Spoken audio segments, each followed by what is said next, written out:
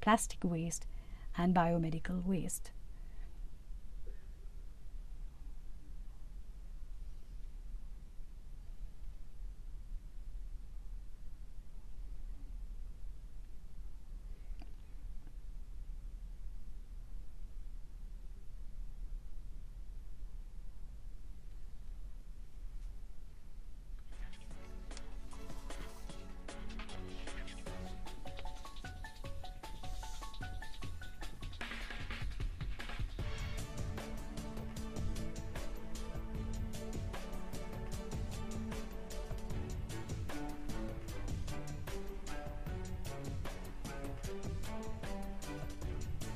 The Prime Minister being shown some of the examples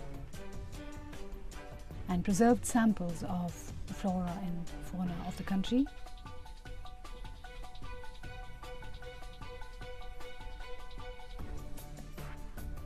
And the various publications that have been issued by the Ministry of Environment.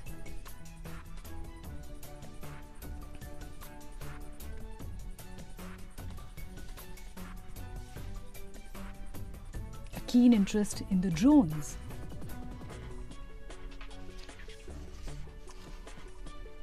The eye in the sky.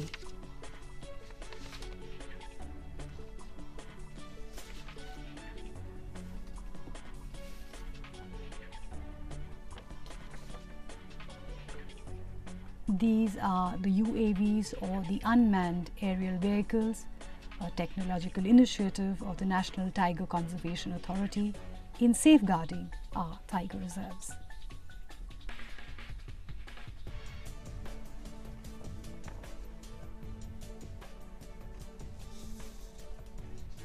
The Prime Minister now moving towards the plenary hall here at Vigyan Bhavan, where in just a short while from now, he will inaugurate this conference. माननीय प्रधानमंत्री जी, कुछ ही क्षणों में हमारे बीच पधारेंगे. This is an important step for the preservation and conservation of forests, for the state and government to work together. The Prime Minister has arrived here in the hall, and we hand you over to the dais.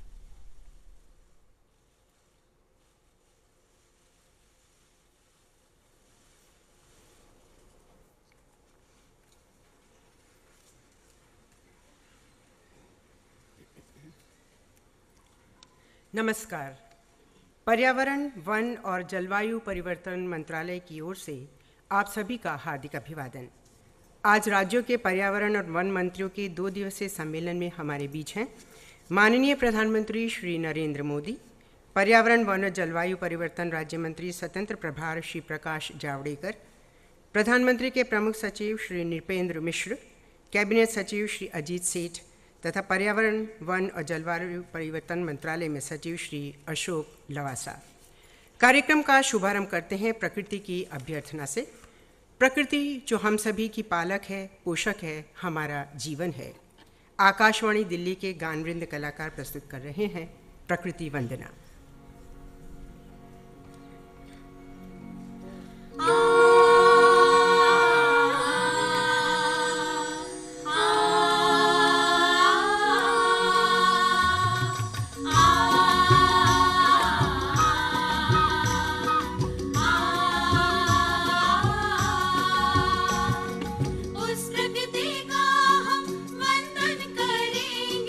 उस प्रकृति का हम वंदन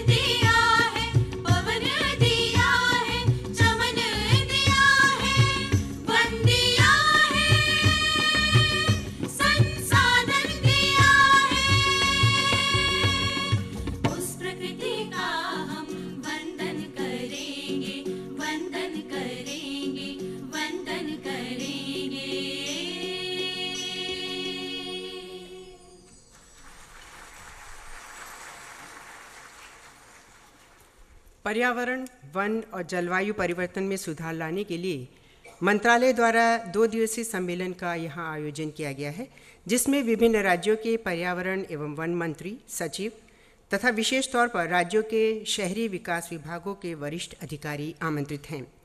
इस सम्मेलन में पर्यावरण, one और जलवायु परिवर्तन के प्रबंधन व नियमन पर विचार विमर्श होगा, ताकि भविष्य के लिए एक बेहतर रणनीति तैयार की जा सके।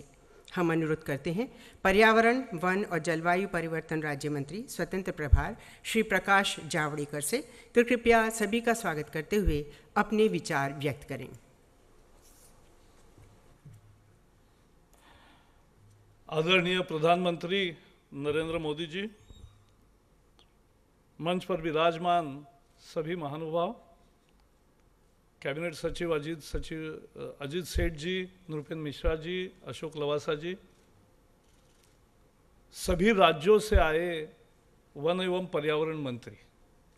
और मुझे खुशी है, जब हमने शुरू किया था इसकी योजना तो पूर्वानुभव के आधार पे लोग कहते थे कि भाई 150 सभी राज्यों से मिलके लोग आएंगे, लेकिन मुझे खुशी है कि 34 मंत्री आए हैं और 400 लगभग सारे अधिकारी आए हैं और 2 दिन की बहुत अच्छी सफल चर्चा होगी। मैं आप सबका तहे दिल से स्वागत करता हूँ। यह प्रकृति वंदना हुई, हमने सुनी, बहुत अच्छी थी। जीवन, पोषण, भोजन, पवन, चमन, वन, संसाधन देने वाली इस प्रकृति का संतुलन भी बनाए रखना है और रक्षण भी करना है, यही हमारा मैंडेट है। महात्मा गांधी जी कहते थे कि we have not inherited this earth from our ancestors, we have on loan from future generations and therefore we must give them back much better place to live in. Deendayal ji देश के एक बहुत बड़े ख्यात तत्ववेत्ता थे और उन्होंने कहा कि व्यष्टि, समष्टि, सृष्टि, परमेष्टि एक निरंतर चक्र है, एक के बिना दूसरा अनुभव है। व्यष्टि व्यक्ति है, समष्टि समाज है, सृष्टि चराचर सृष्टि है, सारे flora fauna every living organism वो सृष्टि है, और परमेष्टि है। प्रधानमंत्री मोदी जी को जब ओबामा जी के सामने पूछा था एक पत्रकार ने, हैव यू एनी प्रेशर, तो उन्होंने जवाब दिया, वो मैं भूल नहीं सकता। उन्होंने कहा there is no pressure, we don't take pressure, but there is a pressure and that pressure is of future generations, pressure of climate change. और इसलिए हमारा मैंडेट है जल, वायु, अग्नि, पृथ्वी, आकाश, जो पंच तत्व है, इनकी रक्षा करे और उनमें संतुलन बनाए रखे। Development without destruction, protection and development both. अभी एक प्रदर्शनी, आपने भी फिल्म देखी, तकनीक के आधार पे वनों का और प्रदूषण का कैसे नियंत्रण और कैसे देख सकते हैं, उसको बेटर मैनेजमेंट कैसे कर सकते हैं, इसका एक उदाहरण उन्होंने पेश किया। तो 24/7 मॉनिटरिंग है, जीरो लिक्विड डिस्चार्ज है, सैटेलाइट है, इंटरनेट है, जीपीएस है, ड्रोन है, ट्रैप है, कॉलर है, ई सर्वेलेंस है। सभी तकनीक का उपयोग करके हम अच्छा मैनेज करेंगे। और इस मंत्रालय की सबसे कमी जो रही थी, हम कंडीशंस बहुत लगाते हैं, आप सब अधिकारियों को मालूम है, हर परमिशन में हम कंडीशंस बहुत लगाते हैं, लेकिन उसको देखने वाला कोई नहीं होता। अब कंप्लायंस ही मुख्य रेजिम होगी, यह हमने तय किया है। आज प्रधानमंत्री एयर क्वालिटी इंडेक्स लॉन्च करेंगे। ये बहुत महत्वपूर्ण आज पहल हो रही है। भारत के खासकर शहरों की हवा एक चर्चा का विषय बना है। मैं स्वागत करता हूं चर्चा का, क्योंकि इसी से जागृति बढ़ेगी, इसी से उपाय बढ़ेंगे, इसी से इंप्लीमेंटिंग एजेंसीज पर दबाव भी बनेगा। आज मैं केवल एक आश्वासन देना चाहता हूं कि आज ही एक बड़ा आर्टिकल आया है, कंस्ट्रक्शन वेस्ट की क्या स्थिति है। हमने इसकी चर्चा की, और कंस्ट्रक्शन के वेस्ट एक बड़ा दिल्ली के पोल्यूशन का कारण है।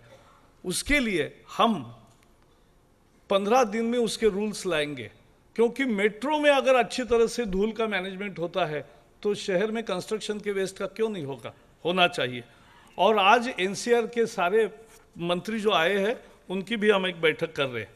सर, लास्ट पॉइंट कि आप आज स्टैंडर्ड टीओआर का प्रकाशन करेंगे, क्या मतलब है? स्टैंडर्ड टीओआर 39 इंडस्ट्रीज के लिए बने हैं। एक परमिशन लाने के लिए वो एप्लीकेशन करता है, टीओआर मिलने के लिए उसको 6 से 16 महीने लगते थे। अब हमने स्टैंडर्ड बनाए हैं, 1 महीने में उसको मिलेगा। इसका मतलब उसके समय की बचत हुई, ईज ऑफ डूइंग बिजनेस आया। आज मैं ज़्यादा और नहीं कहूँगा, एक ही वाक्य कह के समाप्त करूँगा कि पहले इस मंत्रालय की प्रतिमा दुर्भाग्य से एक लाइसेंस परमिट कोटा राज की, एक स्पीड ब्रेकर की बनी थी। आज हम नीति के आधार पर पॉलिसी बेस्ड डिसीजन लेकर और एक कंप्लायंस पर जोर देके और लोगों की सहभागिता बढ़ाकर उसको आगे लेना चाहते हैं। और इसमें लोगों की सहभागिता प्लास्टिक वेस्ट पे, मैंने अनेक 2 जगह महाराष्ट्र में 5-5 हज़ार स्टूडेंट्स आए, शहर का पूरा प्लास्टिक वेस्ट उठा दिया और ये रोज की आदत बना दी। वो स्वच्छता का गाना भी गाते हैं, क्योंकि स्वच्छता भी, स्वच्छ भारत का सपना, clean India and green India is our mission and we are into this all सभी लोग मिलकर हम इसको मिशन मोड में करेंगे। और यही मैं प्रधानमंत्री जी को आश्वासन देके फिर से सबका स्वागत करता हूं। बहुत बहुत धन्यवाद। प्रकृति का संतुलन भी बनाए रखना है और रक्षा भी करनी है। बहुत सुंदर शब्दों में सभी का स्वागत करते हुए अपने विचार व्यक्त किए श्री जावड़ेकर ने। हम उनका आभार व्यक्त करते हैं और अब हम उनसे अनुरोध करते हैं कृपया माननीय प्रधानमंत्री जी को गिलोय का एक पौधा भेंट करें।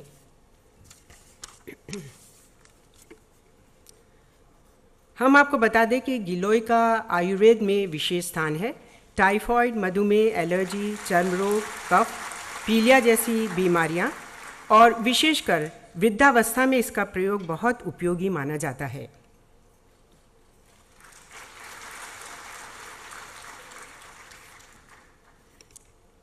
पर्यावरण, वन एवं जलवायु परिवर्तन मंत्रालय द्वारा किए गए प्रयासों का एक उत्कृष्ट उदाहरण है प्रोजेक्ट टाइगर। बाघों के संरक्षण में इसका बहुमूल्य योगदान है। इसकी वजह से बाघों की जनसंख्या में उल्लेखनीय वृद्धि हुई है। हम अनुरोध करते हैं श्री जावड़ेकर से कृपया टाइगर पर बनी रिपोर्ट माननीय प्रधानमंत्री जी को भेंट करें।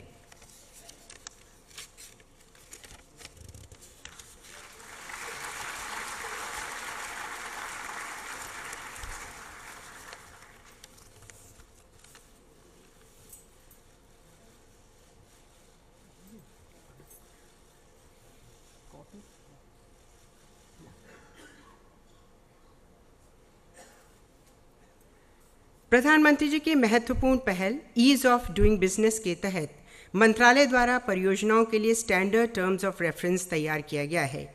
ये परियोजनाओं के एनवायरमेंट क्लियरेंस में पूरी गुणवत्ता को बरकरार करते हुए तेजी लाएगा।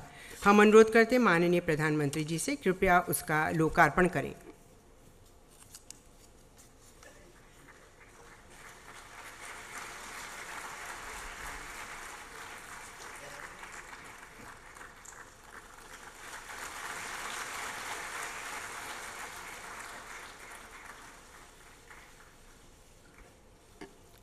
नेशनल एयर क्वालिटी इंडेक्स वायु गुणवत्ता सूचकांक के माध्यम से हम किसी भी क्षेत्र की वायु गुणवत्ता की तात्कालिक जानकारी प्राप्त कर सकते हैं। हम पुनः माननीय प्रधानमंत्री जी से अनुरोध करते हैं कृपया नेशनल एयर क्वालिटी इंडेक्स को लॉन्च करें।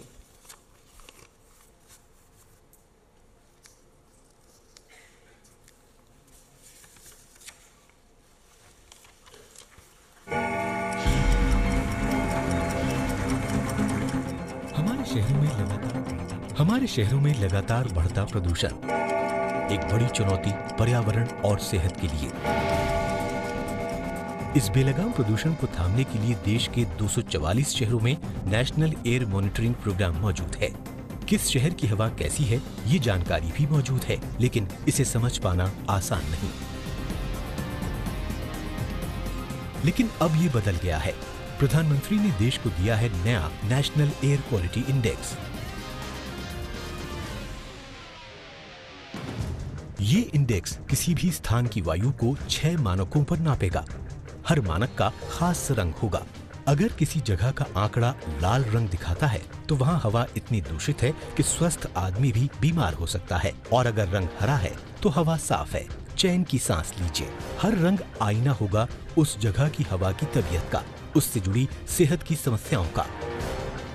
10 शहर आज से सिर्फ माउस क्लिक करते ही अपने आसपास की हवा की सूरत-ए-हाल पर्यावरण, वन एवं जलवायु परिवर्तन मंत्रालय और केंद्रीय प्रदूषण नियंत्रण बोर्ड की वेबसाइट से जान सकेंगे। अगला लक्ष्य है 46 ऐसे शहर जिनकी जनसंख्या 10 लाख से ज्यादा है और 20 राज्यों की राजधानियां। हमारी हवा हमारी सांझी विरासत, इसे संभालना हमारा कर्तव्य। इसे संजोने की दिशा में महत्वपूर्ण कदम नेशनल एयर क्वालिटी इंडेक्स। और अब हम अनुरोध करते हैं माननीय प्रधानमंत्री जी से, कृपया आज के इस अवसर पर अपनी प्रेरणामयी वाणी में सभी को संबोधित करें।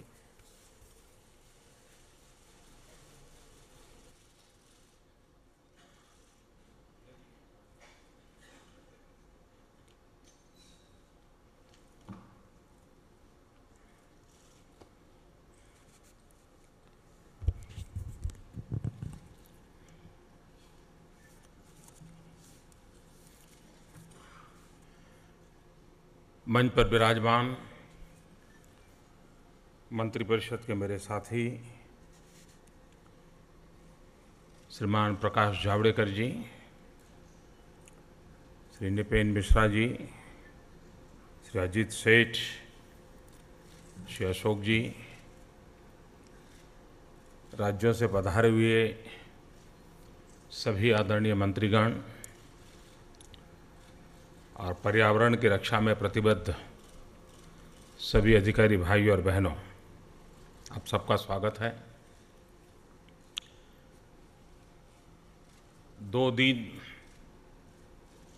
बड़ी विस्तार से चर्चा होने वाली है। इस मंथन में से कई महत्वपूर्ण बातें उभर करके आएगी जो आगे चल कर के नीति या नियम का रूप ले सकती हैं। और इसलिए हम जितना ज़्यादा एक लंबे विजन के साथ इन चर्चाओं में अपना योगदान देंगे तो ये 2 दिवसीय सम्मेलन अधिक सार्थक होगा।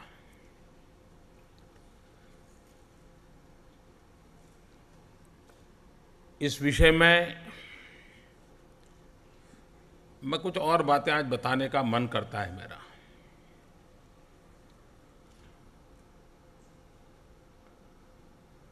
क्लाइमेट के संबंध में या एनवायरनमेंट के संबंध में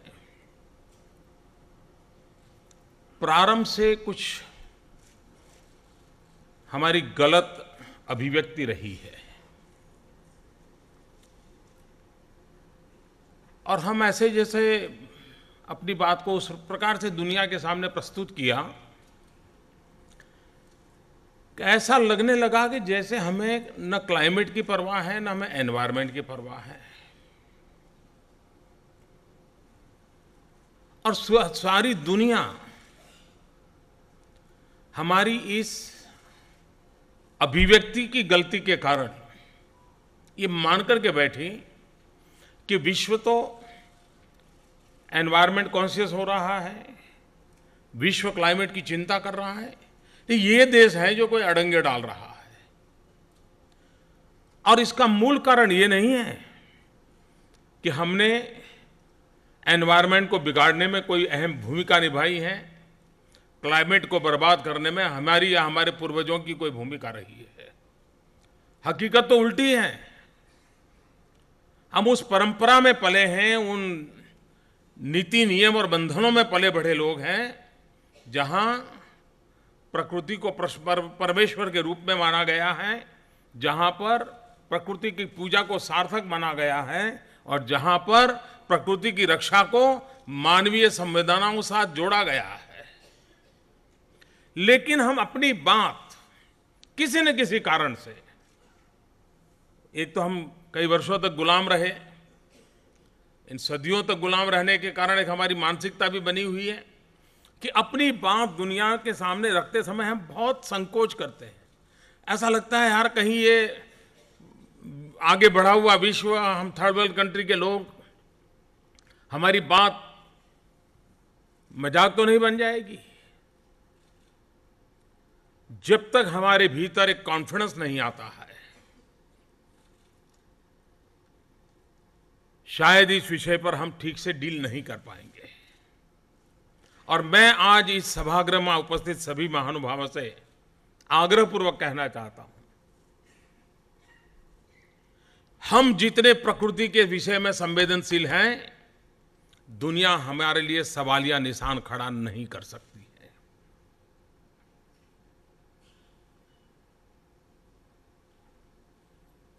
आज भी प्रति व्यक्ति अगर कार्बन एमिशन में कंट्रीब्यूशन किसी का होगा तो कम से कम कंट्रीब्यूशन वालों में हम हैं। लेकिन उसके बाद भी आवश्यकता यह थी कि विश्व में जब क्लाइमेट विषय में एक चिंता शुरू हुई, भारत ने सबसे पहले इसका नेतृत्व करना चाहिए था, क्योंकि दुनिया में अधिकतम वर्ग ये है कि जो क्लाइमेट की चिंता औरों पर रिस्ट्रिक्शन की दिशा में करता रहता है, जबकि हम लोग सदियों से प्रकृति की रक्षा करते करते करते जीवन विकास की यात्रा में आगे बढ़ने के पक्षकार रहे हैं। दुनिया जो आज क्लाइमेट के संकट से गुजर रही है, ग्लोबल वार्मिंग के संकट से गुजर रही है, उसको अभी भी रास्ता नहीं मिल रहा है कि कैसे बचा जाए, क्योंकि वो बाहरी प्रयास कर रहे हैं। और मैंने कई बार कहा है कि इन समस्या की जड़ में हम कार्बन एमिशन को रोकने के लिए जो सारे नीति नियम बना रहे हैं, विश्व के अंदर एक बंधनों की दिशा में हम आगे बढ़ रहे हैं, लेकिन हम कोई अपनी लाइफस्टाइल बदलने के लिए तैयार नहीं है। समस्या की जड़ में मानव जात जो कि उपभोग की तरफ आगे बढ़ती चली गई है, और जहां ज्यादा उपभोग की परंपरा है वहां सबसे ज्यादा प्रकृति का नुकसान होता है। जहां पर उपभोग की प्रवृत्ति कम है वहां प्रकृति का शोषण भी कम होता है। और इसलिए हम जब तक अपने लाइफस्टाइल के संबंध में फोकस नहीं करेंगे और दुनिया में इस एक बात को केंद्र बिंदु में नहीं लाएंगे, हम शायद बाकी सारे प्रयासों के बावजूद भी, लेकिन ये जो बहुत आगे बढ़ चुके देश हैं उनके गले उतारना जरा कठिन है। वो माने या न माने, हम तो इन्हीं बातों में पले बड़े लोग हैं। हमें फिर से एक बार अगर वो चीजें भुला दी गई हैं तो हमने उस पर सोचना चाहिए। मैं उदाहरण के तौर पर कहूं, आजकल दुनिया में रिसाइकल की बड़ी चर्चा है और माना जाता है कि ये कोई नया विज्ञान आया है, नई व्यवस्था आई है। जरा हमारे यहां देखो, रिसाइकल, रीयूज और कम से कम उपयोग करने की हमारी प्रकृति कैसी रही है। पुराना जमाने की जरा अपने घर में दादी माँ उनके जीवन को देखिए। घर में कपड़े अगर पुराने हो गए होंगे तो उसमें से रात को बिछाने के लिए गद्दी बना देंगे। वो भी अब उपयोगी नहीं रही तो उसमें से भी झाड़ू पोते के लिए उस जगह का उपयोग करेंगे। यानी एक चीज को रिसाइकल कैसे करना, घर में ही हर चीज का, वो हमारे यहां सहज परंपरा थी, सहज प्रकृति थी। मैंने तो देखा है गुजरात के लोग आम खाते हैं, लेकिन आम को भी इतना रिसाइकल करते हैं, रीयूज करते हैं, शायद कोई बाहर सोच नहीं सकता है। कहने का तात्पर्य यह है कि कोई बाहर से बोरो की हुई चीजें नहीं है, लेकिन हमने दुनिया समझे उस टर्मिनोलॉजी में उन चीजों को आग्रहपूर्वक रखा नहीं। विश्व के सामने हम अपनी बातों को ढंग से रख नहीं पाए। हमारे यहां पौधे में परमात्मा, जगदीश चंद्र बोस ने विज्ञान के माध्यम से लेबोरेटरी में जब सिद्ध किया कि पौधे में जीव होता है, उसके बाद ही हमने जीव है मानना तय किया, ऐसा नहीं है। हम सहस्त्रों वर्ष से गीता का उल्लेख करें, महाभारत का उल्लेख करें, हम तभी से मानते आए हुए कि पौधे में परमात्मा होता है। और इसलिए पौधे की पूजा, पौधे की रक्षा, ये सारी चीजें हमें परंपराओं से सिखाई गई थी। लेकिन कालक्रम में हमने ही अपने आप को कुछ और तरीके से रास्ते खोजने के प्रयास किए। कभी कभी मुझे लगता है यहां अर्बन सेक्रेटरीज बहुत बड़ी संख्या में हैं, हम परंपरागत रूप से चीजों को कैसे कर सकते हैं। मैं जानता हूं, मैं जो बातें बताऊंगा, ये जो सो कॉल्ड अंग्रेजियत वाले लोग हैं वो उसका मजाक उड़ाएंगे 48 घंटे तक, बड़ा मखौल उड़ाएंगे, आपको भी बड़ा मनोरंजन मिलेगा टीवी पर, क्योंकि एक अलग सोच के लोग हैं। जैसे मैं एक बात बताऊं, आपको मालूम होगा यहां से जो जिनका गांव के साथ जीवन रहा होगा, गांव में एक परंपरा हुआ करती थी कि जब फुल मून होता था तो दादी माँ बच्चों को चांदनी की रोशनी में सुई के अंदर धागा परोने के लिए प्रयास करते थे। क्यों? आईसाइट तो थी, लेकिन उस चांदनी की रोशनी की अनुभूति कराते थे।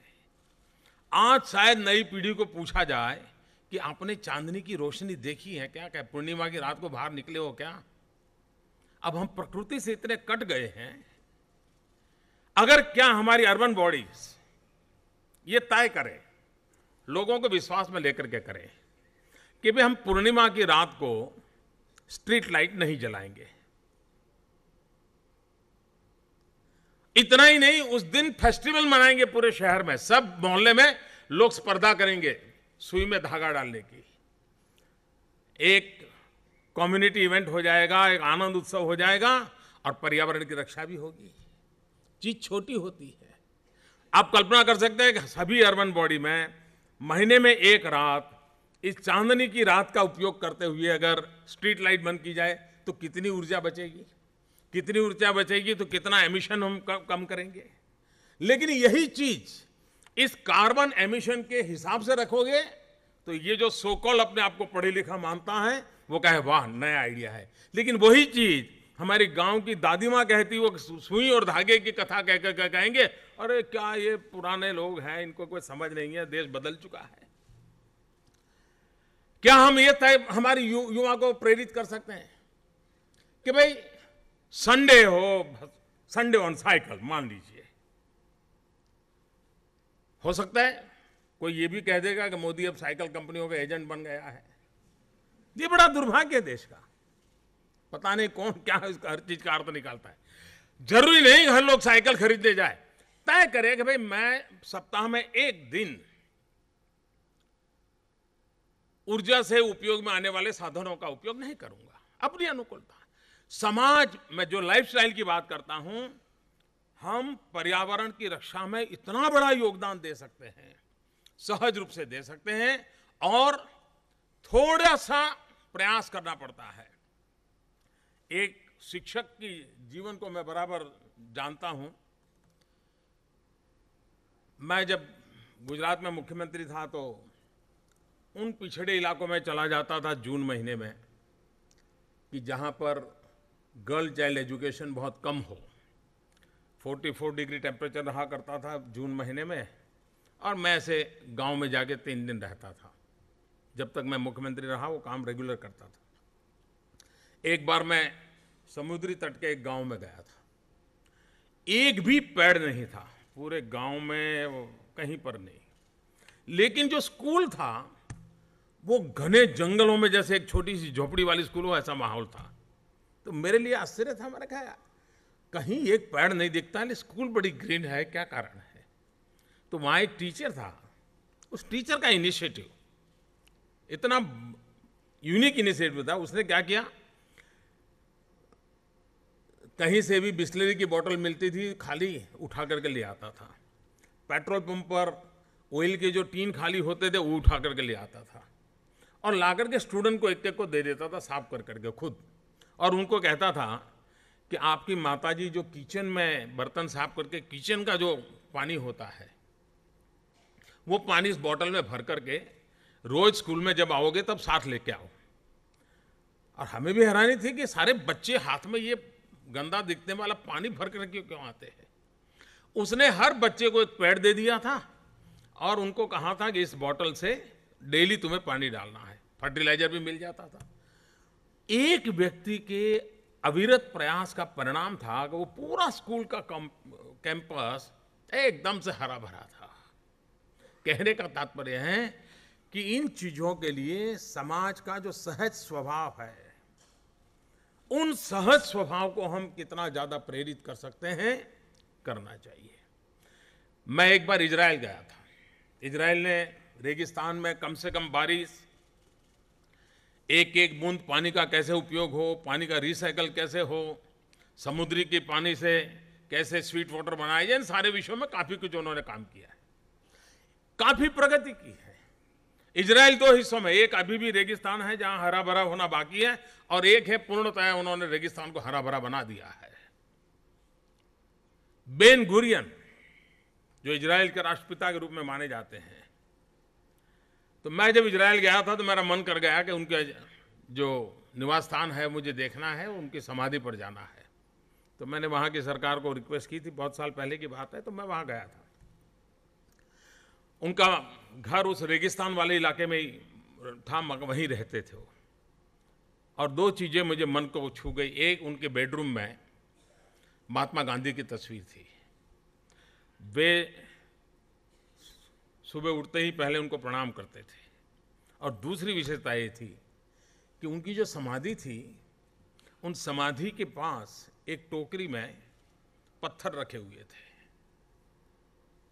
सामान्य रूप से इतने बड़े महापुरुष के वहां जाएंगे तो मन करता है फूल रखें वहां, नमन करें, लेकिन चूंकि उनको ग्रीन प्रोटेक्शन करना है, ग्रीनरी की रक्षा करनी है, फूल फल इसको नष्ट नहीं करना, ये संस्कार बढ़ाने के लिए बेन गुरियन की समाधि पर अगर आपको आदर करना है तो क्या करना होता था, उस टोकरी में से एक पत्थर उठाना और पत्थर रखना, और शाम को वो क्या करते थे, सारे पत्थर इकट्ठे करके फिर टोकरी में रख देते थे। अब देखिए एनवायरनमेंट की प्रोटेक्शन के लिए किस प्रकार की व्यवस्थाओं को लोग विकसित करते हैं। हम अपने आप से, बाकी सारी बातों के साथ साथ हम अपने जीवन में इन चीजों को कैसे लाएं, उसके आधार पर हम इसको बढ़ावा दे सकते हैं। हमारे स्कूलों में इन संबंध में किस प्रकार से एक माहौल बनाया जाए, प्रकृति रक्षा, प्रकृति पूजा, प्रकृति संरक्षण, ये सहज मानव प्रकृति का हिस्सा कैसे बने, उस दिशा में हमको जाना होगा। और हम वो लोग हैं जिनका तेन तख्ते ने भूंजी था, यही जिनका जीवन का आदर्श रहा है। जहां तेन तख्ते ने भूंजी था का आदर्श रहा हो, वहां पर हमें प्रकृति का शोषण करने का अधिकार नहीं है। हमें प्रकृति का दोहन करने से अधिक प्रकृति का उपयोग दुरुपयोग करने का हक नहीं मिलता है। दुनिया में प्रकृति का शोषण ये प्रवृत्ति है, भारत में प्रकृति का दोहन ये संस्कार है। शोषण ये हमारी प्रवृत्ति नहीं है। और इसलिए विश्व इस संकट से जो गुजर रहा है, मैं अभी भी मानता हूं कि दुनिया को इस क्षेत्र में बचाने के लिए नेतृत्व भारत ने करना चाहिए, और उस दिमाग से भारत ने अपनी योजनाएं बनानी चाहिए। दुनिया क्लाइमेट चेंज के लिए हमें गाइड करे और हम दुनिया को फॉलो करें, दुनिया पैरामीटर तय करे और हम दुनिया को फॉलो करें, ऐसा नहीं है। सचमुच में इस विषय में हमारी हजारों साल से वो विरासत है। हम विश्व का नेतृत्व कर सकते हैं, हम विश्व को मार्गदर्शन कर सकते हैं, और विश्व को इस संकट से बचाने के लिए भारत रास्ता प्रशस्त कर सकता है। इस विश्वास के साथ इस कॉन्फ्रेंस से हम निकल सकते हैं। हम दुनिया की बहुत बड़ी सेवा करेंगे। उस विजन के साथ हम अपनी व्यवस्थाओं के प्रति जो भी समयानुकूल जो भी बदलाव लाना है, हम बदलाव लाए। अब जैसे अभी, अब ये तो हम नहीं कहेंगे। अच्छा, कुछ लोगों ने मान लिया कि पर्यावरण की रक्षा और विकास दोनों कोई आमने सामने है। ये सोच मूलभूत गलत है। दोनों को साथ साथ चलाया जा सकता है, दोनों को साथ साथ आगे बढ़ाया जा सकता है। कुछ डूज एंड डोंट्स होते हैं, इसका पालन होना चाहिए। अगर वो पालन होता है तो हम उसकी रखवाली भी करते हैं और उसके लिए जो चीजें करें। अब जैसे अभी हमने कोयले की खदानें उसकी नीलामी की, लेकिन उसके साथ साथ उनसे जो पहले राशि ली जाती थी एनवायरमेंट प्रोटेक्शन के लिए, वो 4 गुना बढ़ा दी, क्योंकि वो एक महत्वपूर्ण हिस्सा है, तो आवश्यक है तो वो भी बदलाव किया। हमारी ये कोशिश रहनी चाहिए कि हम इस प्रकार से बदलाव लाने की दिशा में कैसे प्रयास करें, और अगर हम प्रयास करते हैं तो परिणाम मिल सकता है। दूसरी बात है, ज्यादातर भ्रम हमारे यहां बहुत फैलाए जाते हैं। अभी लैंड एक्विजिशन बिल की चर्चा होती है। इस लैंड एक्विजिशन बिल में कहीं पर भी एक भी शब्द वनवासियों की जमीन के संबंध में नहीं है, आदिवासियों की जमीन के संबंध में नहीं है, फॉरेस्ट लैंड के संबंध में नहीं है। वो जमीन, उसके मालिक लैंड एक्विजिशन बिल के दायरे में आते ही नहीं है। लेकिन उसके बावजूद भी जिनको इस देश की सारी चीजों की समझ नहीं है, वो 24 घंटे चलाते रहते हैं, पता ही नहीं उनको, कहीं उल्लेख तक नहीं है। उनको भ्रमित करने का प्रयास किया जा रहा है। मैं समझता हूं कि समाज को गुमराह करने का इस प्रकार का प्रयास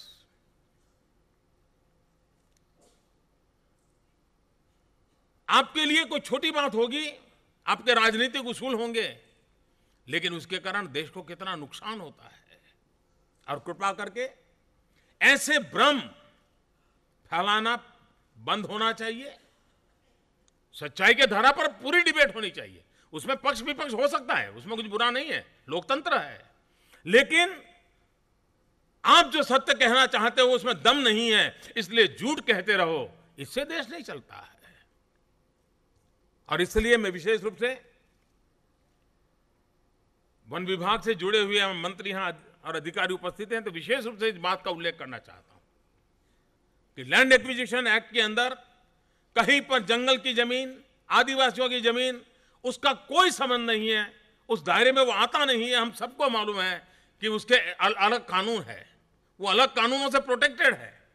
इस कानून का उससे कोई संबंध नहीं है, लेकिन झूठ फैलाया जा रहा है। और इसलिए मैं चाहूंगा कि इस कम से कम, और ऐसे मित्रों से मैं प्रार्थना करूंगा कि देश हित में कम से कम ऐसे झूठ को बढ़ावा देने में आप शिकार न हो जाए, ये मेरा आग्रह रहेगा। आज ये भी यहाँ बताया गया कि टाइगर की संख्या बढ़ी है, करीब 40% वृद्धि हुई है। अच्छा लगता है सुन करके, वरना दुनिया में टाइगर की संख्या कम होती जा रही है और 2/3 संख्या हमारे पास ही है। तो एक हमारा ये एक बहुत बड़ा गौरव है, और ये गौरव मानवीय संस्कृति का भी द्योतक होता है। इन दोनों को जोड़कर इस चीज का हमने गौरव करना चाहिए, और विश्व को इस बात का परिचय होना चाहिए कि हम किस प्रकार की मानवीय संस्कृतियों को लेकर के जीते हैं, कि जहां पर इतनी तेज गति से टाइगर की जनसंख्या का विकास हो रहा है।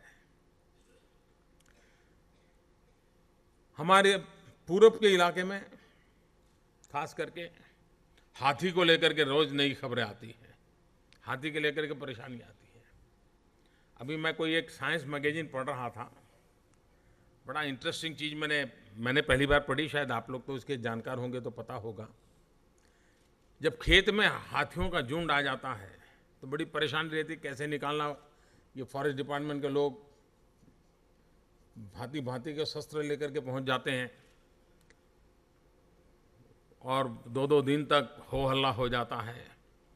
मैंने एक साइंस मैगजीन पढ़ा, कहीं पर लोगों ने प्रयोग किया है, बड़ा इंटरेस्टिंग प्रयोग लगा मुझे।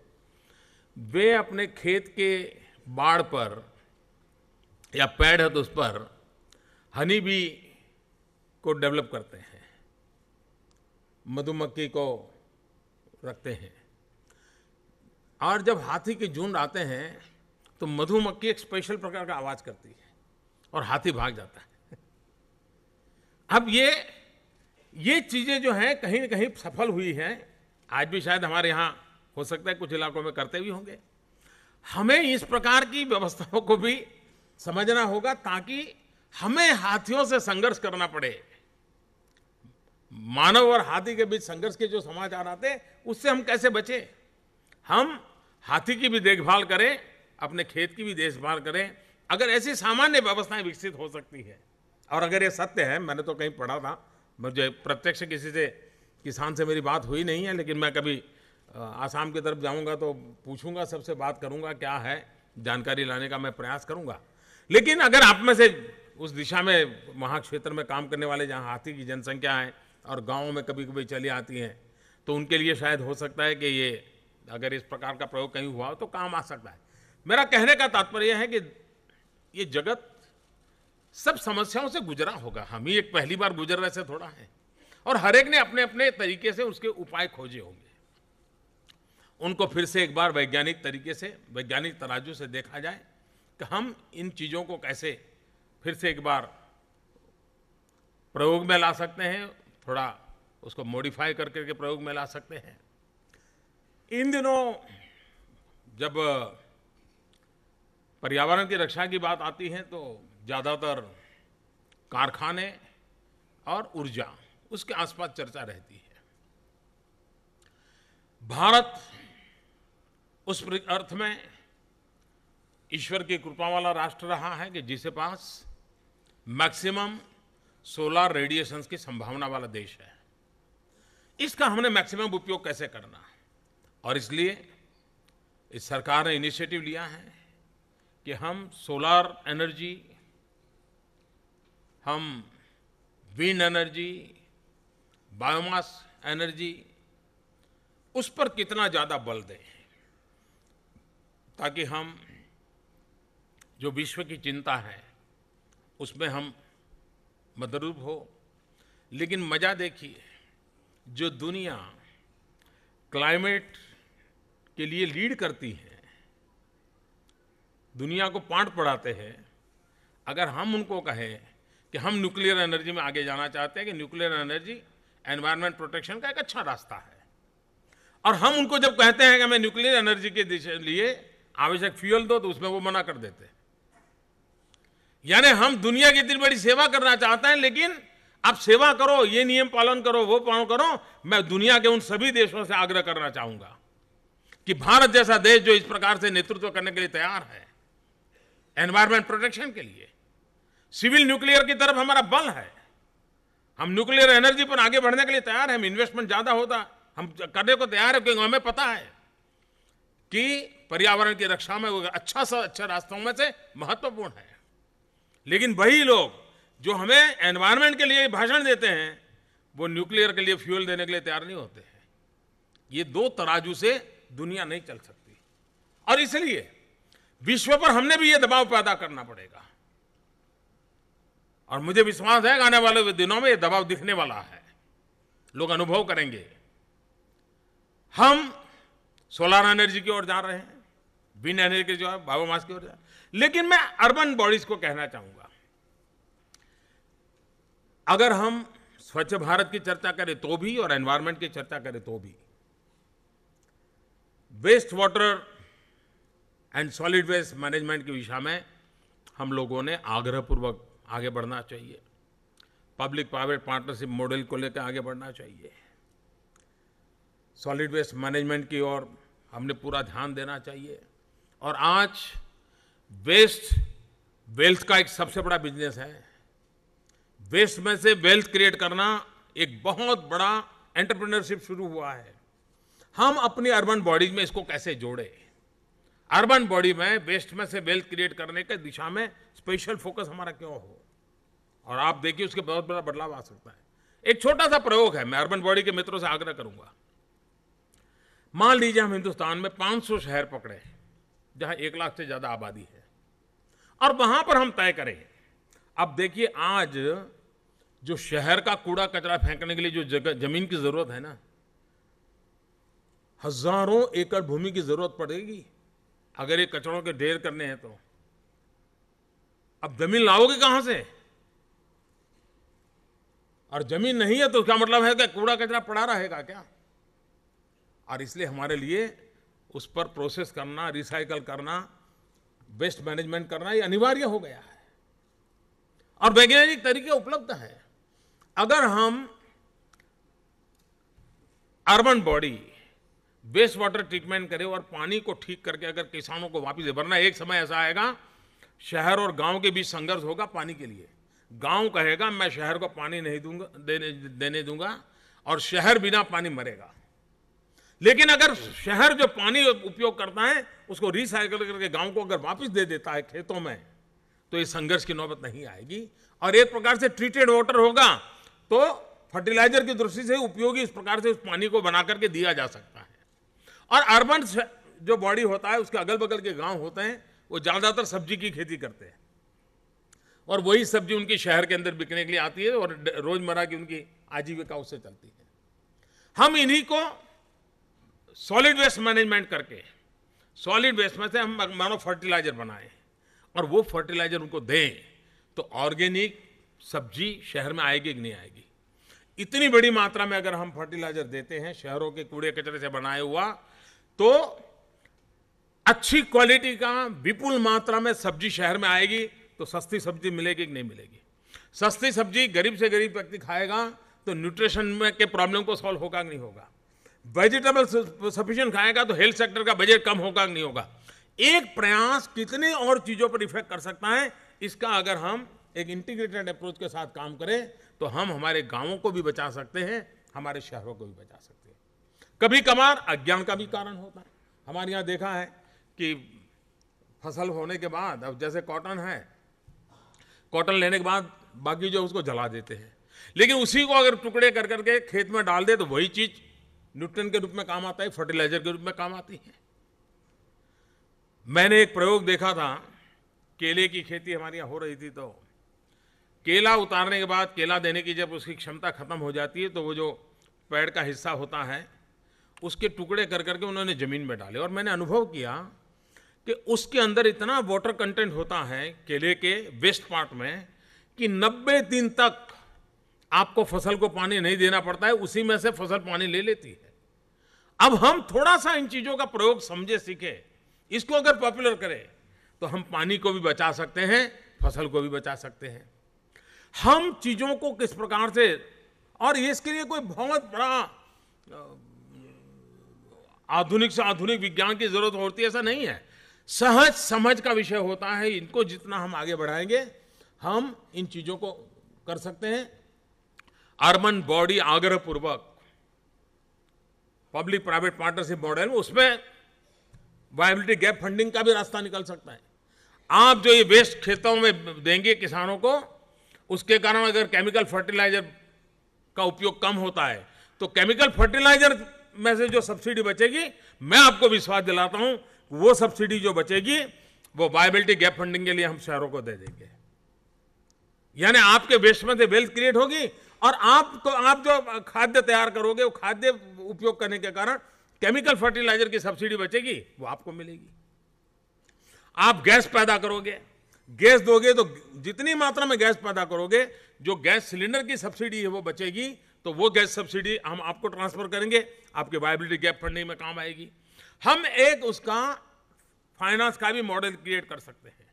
लेकिन भारत सरकार, राज्य सरकार और लोकल सेल्फ गवर्नमेंट, ये तीनों मिलकर करके हम एनवायरमेंट प्रोटेक्शन को प्रायोरिटी देते हुए, हमारे नगरों को स्वच्छ रखते हुए, वहां के कूड़े कचरे को वेस्ट में से वेल्थ क्रिएट करें। और बहुत एंटरप्रेन्योर अब मिले हैं, उनको हम कैसे प्रयोग में, मैंने देखा है एक जगह पे वेस्ट में से ईंटें बना रहे हैं और इतनी बढ़िया ईंटें मजबूत बन रही हैं कि बहुत काम आ रही है। आपने देखा होगा पहले जहां पर बिजली के थर्मल प्लांट हुआ करते थे, वहां बाहर कोयले की वो ऐश जो होता है उसके ढेर लगे रहते थे। आज रिसाइकल होने के कारण, उसमें से ईंटें बनने के कारण, सीमेंट में उपयोग आने के कारण वो निकलते ही वो कॉन्ट्रैक्ट हो जाता है, 2-2 साल के कॉन्ट्रैक्ट हो जाते हैं, निकलते ही हम उठाएंगे। यानी जो चीजें किसी समय पर्यावरण को बिगाड़ने के लिए संकट था, वही आज प्रॉपर्टी में कन्वर्ट हो गया है। हम थोड़ा इस दिशा में प्रयास करें, हम इनिशिएटिव लें, हम इसमें काफी कुछ मदद कर सकते हैं। और इसलिए मेरा आप सबसे आग्रह है कि इन चीजों को बल देते हुए आने वाले दिनों में 2 दिन आप जब चर्चा करेंगे, गंगा की सफाई, उसके साथ जुड़ा हुआ है गंगा किनारे पर रहने वाले, गंगा किनारे के गांव और शहर। मैं उन संबंधित राज्य सरकारों से आग्रह करूंगा, इसमें कोई कॉम्प्रोमाइज मत कीजिए। बैंकों से हम आग्रह करेंगे उनको कम दर से लोन दें, लेकिन एफ्लुएंट प्लांट जहां लगाने होंगे शहरों में वो लगाए जाएं। सीवेज की ट्रीटमेंट के लिए जो की चीजें करनी हो करी जाए। एक बार हमने सफलतापूर्वक 2500 किलोमीटर लंबी गंगा के अंदर जाने वाले प्रदूषण को रोक लिया, पूरे दुनिया के सामने और पूरे हिंदुस्तान के सामने एक नया विश्वास पैदा कर सकते हैं कि हम सामान्य अपने तौर तरीकों से पर्यावरण की रक्षा कर सकते हैं। ये विश्वास पैदा करने के लिए एक मॉडल के रूप में इस काम को खड़ा करना है, और एक बार एक काम खड़ा हो गया तो और काम अपने आप खड़े हो जाएंगे। एक विश्वास पैदा करने की आवश्यकता है और किया जा सकता है। एक बार हम किसी चीज को हाथ लगाए, पीछे लग जाए, परिणाम मिल सकता है। और मैं चाहूंगा ज्यादातर इन 5 राज्यों से कि जो गंगा के किनारे की उनकी जिम्मेवारी है, 6000 के करीब गांव है, 118 शहर है, कोई 800 के करीब इंडस्ट्रीज हैं जो पॉल्यूशन के लिए जिम्मेवार हैं। इसको टारगेट करते हुए एक बार गंगा किनारे पर हम तय करें कि वहां से कोई भी दूषित पानी या कूड़ा कचरा गंगा में जाने नहीं देंगे। आप देखिए अपने आप में बदलाव शुरू हो जाएगा। फिर तो गंगा की अपनी ताकत भी है खुद को साफ रखने की, और वो हमसे आगे निकल जाएगी। लेकिन हम तय करके हम गंदा नहीं करेंगे तो गंगा को साफ रखने के लिए और हमें और करना नहीं पड़ेगा, वो गंगा खुद अपना कर सकती है। लेकिन हम गंदा न करें इतना तो संकल्प करना पड़ेगा। और उस काम को लेकर के आज यहाँ जब बैठे तब गंगा किनारे के जो इस विभाग के मंत्री हैं, वो क्या अधिकारी हैं, वो विशेष रूप से आधा पौना घंटा साथ बैठ करके उन चीज़ों को कैसे आगे बढ़ाया जाए विशेष रूप से चर्चा करें, मेरा आग्रह रहेगा। फिर एक बार मैं इस प्रयास को का स्वागत करता हूं और मुझे विश्वास है कि इस सपने के साथ फिर एक बार मैं दोहराता हूं, ये एक ऐसा विषय है जो हमारी बपोती है, हमारी डीएनए है। हमारे पूर्वजों ने इस विषय में मानव जाति की बहुत बड़ी सेवा की है। विश्व का नेतृत्व हमारे पास ही होना चाहिए क्लाइमेट के मुद्दे पर, यह मिजाज होना चाहिए। पूरे विश्व को हम दिशा दिखा सकते हैं कि ये हमारा विषय है, ये हमारी परंपरा है। दुनिया को हम सिखा सकते हैं। इतनी ताकत के साथ हम यहां से निकले, यही अपेक्षा के साथ बहुत बहुत शुभकामनाएं। धन्यवाद। प्रकृति हमारे लिए परमेश्वर है। प्रकृति की रक्षा करते करते हम आगे बढ़े हैं। अपनी जीवन शैली में बदलाव लाकर ही हम पर्यावरण की रक्षा कर पाएंगे। परंपरा से रिसाइकल हमारे जीवन का अंश रहा है, लेकिन अब हम प्रकृति से कट गए हैं। प्रकृति से पुनः जुड़कर ही प्रकृति के सहज स्वरूप से हम लाभान्वित हो सकते हैं। प्रकृति का दोहन करें, शोषण नहीं। प्रेरक उद्बोधन से हम सभी को मंत्रमुग्ध किया माननीय प्रधानमंत्री जी ने। हम पुनः जोरदार तालियों के साथ उनका आभार व्यक्त करते हैं। और अब पर्यावरण, वन एवं जलवायु परिवर्तन मंत्रालय में सचिव श्री अशोक लवासा सभी के प्रति आभार व्यक्त करेंगे। भारत के प्रधानमंत्री श्री नरेंद्र मोदी जी, मंच पर आसीन महानुभाव एवं सम्मानित उपस्थित देवियों और सज्जनों, हम सबके लिए आज सौभाग्य और उल्लास का विषय है कि परम आदरणीय प्रधानमंत्री जी ने इस सम्मेलन का उद्घाटन करना स्वीकार किया। उनका यहाँ आना न सिर्फ पर्यावरण की महत्ता को दर्शाता है, बल्कि पर्यावरण से उनके लगाव का भी प्रमाण है। आदरणीय प्रधानमंत्री जी ने जिन योजनाओं को प्राथमिकता दी है, उनका पर्यावरण से सीधा संबंध है।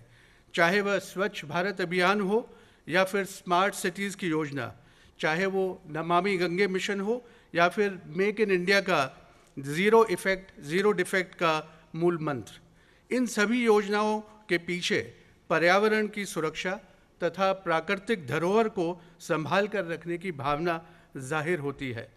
इन सभी कारणों से उनका यहाँ पधारना और हमारा मार्गदर्शन करना हमारे लिए प्रेरणा स्रोत है और हम सभी उनका हार्दिक आभार व्यक्त करते हैं। मैं आदरणीय श्री प्रकाश जावड़ेकर जी का भी अभिनंदन करता हूँ एवं आभार व्यक्त करता हूँ कि उन्होंने इस सम्मेलन की कल्पना की जो पिछले 5 वर्षों से नहीं हुआ था। वर्ष 2015 में जलवायु परिवर्तन संबंधी विश्व स्तरीय समझौता पेरिस में होने वाला है, जिसके लिए राज्यों एवं अर्थव्यवस्था के सभी वर्गों से हमें योगदान की अपेक्षा है। मैं समझता हूँ कि इस बात की अहमियत को यह सम्मेलन और अधिक बल तथा गति प्रदान करेगा। मैं प्रधानमंत्री जी को और उपस्थित सभी लोगों को यह आश्वासन देना चाहता हूँ कि हमारा मंत्रालय सरलता एवं पारदर्शिता को अपना लक्ष्य मानते हुए पर्यावरण को सुरक्षित रखने को तत्पर है। हम प्रणाली को कठिन से सरल तथा नियम पालन को ढीले से सख्त बनाने की दिशा में कार्य कर रहे हैं। सभी राज्यों से आए हुए माननीय मंत्रीगण एवं अधिकारीगण का मैं शुक्रिया अदा करता हूं कि वे दूर दराज से इस सम्मेलन में हिस्सा लेने आए हैं। मैं आशा करता हूं कि 2 दिन तक चलने वाले विचार विमर्श में भरपूर और सक्रिय योगदान देंगे। आदरणीय श्री नृपेंद्र मिश्रा जी एवं श्री अजीत सेठ जी ने अपना कीमती समय निकाला और यहाँ आकर हमें कृतार्थ किया है। समय समय पर वे न सिर्फ हमारा मार्गदर्शन करते हैं बल्कि निरंतर हमारे काम पर अपनी पैनी दृष्टि रखते हैं और हमारे कार्य का मूल्यांकन करते हैं। जब भी हम कोई समस्या उनके सामने रखते हैं वह तत्परता से उसका समाधान करने में हमारी सहायता करते हैं और हमें सरकार की नीतियों का पालन तथा लक्ष्यों का प्राप्त करने के लिए आह्वान करते हैं। मैं आज के सम्मेलन में आए हुए सभी कलाकारों का भी अभिनंदन करता हूं, जिन्होंने अपनी वंदना से हमें प्रेरित किया। साथ ही मैं अपने विभाग के मुलाजिमों का और शहरी विकास मंत्रालय का भी आभारी हूं कि उन्होंने अपने अथक प्रयासों से इस सम्मेलन की सफलता के लिए कार्य किया। हमारे प्रयासों तथा कार्यों को प्रसारित एवं प्रचारित करने वाले सभी मीडिया के प्रतिनिधियों का, विशेष रूप से दूरदर्शन का जो इसका लाइव टेलीकास्ट कर रहा है, भी मैं आभार प्रकट करना चाहूँगा। अंत में मैं आदरणीय प्रधानमंत्री जी को विश्वास दिलाना चाहता हूँ कि इस 2 दिवसीय सम्मेलन में हम waste to wealth, ease of doing business, greening India, cleaning India and preserving India के कई पहलुओं पर विचार करेंगे तथा इन विचारों के आधार पर आने वाले समय में लागू होने वाली नीतियों तथा कार्यक्रमों को अमल में लाने की कोशिश करेंगे। आर्थिक विकास तथा सुरक्षित पर्यावरण में किसी किस्म के विरोधाभास की गुंजाइश नहीं होनी चाहिए। देशवासियों का भविष्य पर्यावरण एवं आर्थिक विकास दोनों पर निर्भर करता है। इसी ध्येय को ध्यान में रखकर हम राज्यों से सभी पहलुओं पर सक्रिय चर्चा करेंगे ताकि यह सम्मेलन केंद्र तथा राज्यों के बीच सकारात्मक सहयोग का वातावरण कायम कर सके और वर्तमान जीवन में किफ़ायत की परंपरा को कायम रख सके। धन्यवाद। जय हिंद। श्री अशोक लवासा का हम आभार व्यक्त करते हैं। The 2-day conference of the State Environment and Forest Ministers Conference has been inaugurated by the Prime Minister Shri Narendra Modi. As he departs the venue, the brainstorming on environment conservation will continue here, but we take you back to the studios of Doordarshan.